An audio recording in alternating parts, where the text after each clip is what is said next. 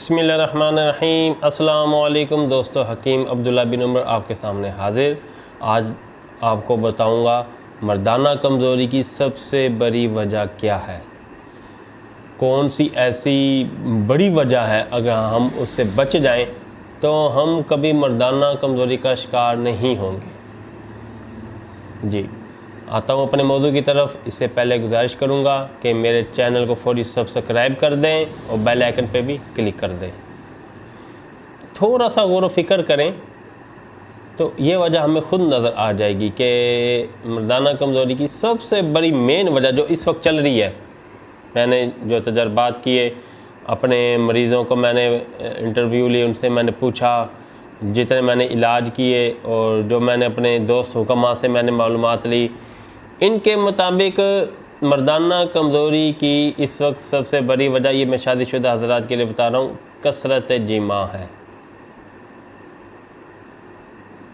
बहुत ज़्यादा जिमा करना, हम बिस्तरी का शौक़ रखना और हम बिस्तरी की लज्जत बार बार हासिल करने की तमन्ना करना, ये इस वक्त शादीशुदा हज़रात के लिए मर्दाना कमज़ोरी की सबसे बड़ी वजह है।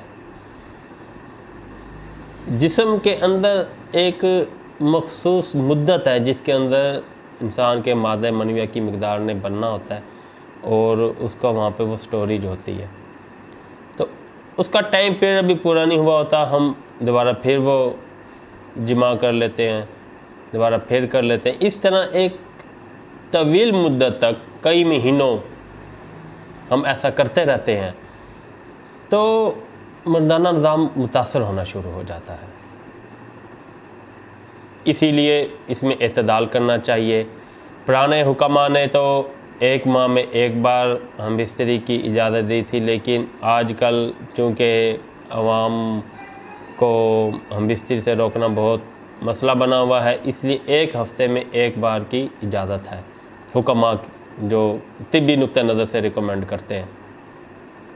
तो मैं भी आप हज़रात से गुजारिश करूँगा कि अगर आपने अपनी मर्दाना ताकत को बहुत देर तक और बहुत दूर तक लेकर जाना है, कि आप चाहते हैं कि हमारी उम्र ज़्यादा हो जाए लेकिन हमारा मर्दाना निज़ाम भी परफेक्ट रहे, तो इसे रेस्ट दें, एक एतदाल के मुताबिक हम बिस्तरी करें। इंशाअल्लाह ताला ये निज़ाम आपका बेस्ट रहेगा।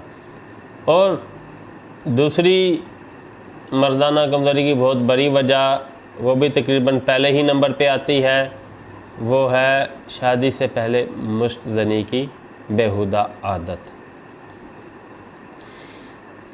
ये मर्दाना निज़ाम का सत्यानाश करके रख देती है, तबाह बर्बाद करके रख देती है। इतना कसरत जिमा मर्दाना निज़ाम को मुतासर नहीं करता जितना कि मुश्तज़नी करती है। और सबसे बड़ी बात यह है कि मुश्तज़नी का किसी को इल्म भी नहीं होता कि कोई कर रहा है या नहीं कर रहा।